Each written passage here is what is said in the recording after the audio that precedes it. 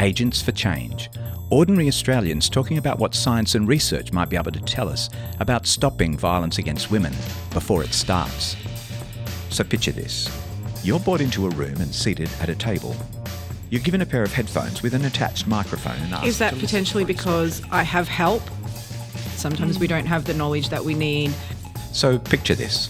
You're a parent and you and your crawling baby come into a room to do an experiment. Do we think there was any difference between boy and girl babies in terms of how far their parent thought they would get up the ramp in the test? Yeah.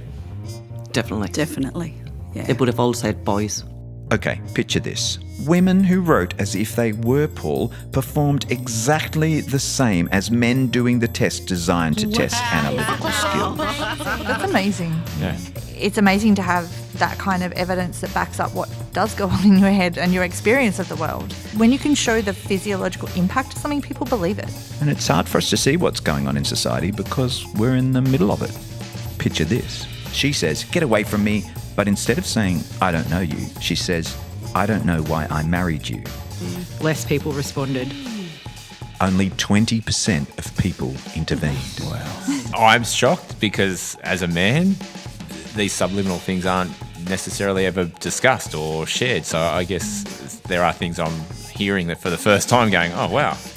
There is still that stigma attached that men should be tough and men should hold everything in and, you know, a grown man shouldn't cry. Getting drugged and then just getting sexually harassed, getting sexually assaulted and all that. Doesn't affect males as much as it does females. So by taking the time to consider this science and research information, we gave ourselves the opportunity to see things a bit differently. I think the research just gives hope. That it can change. That's what it says to me. Because I think these kind of things societally, they don't shift unless it's lived out in front of people. Mm-hmm.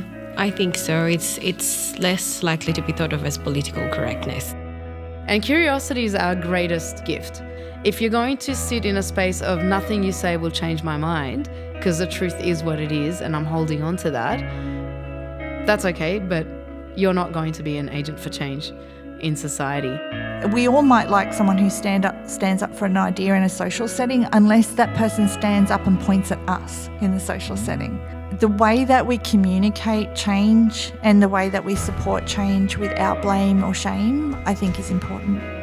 And people will start realising that it's not just them in them situations. So like they'll start making like a stand kind of thing. Like the more that happens, the more people will be like open to change and, you know, kicking that out of like the norm.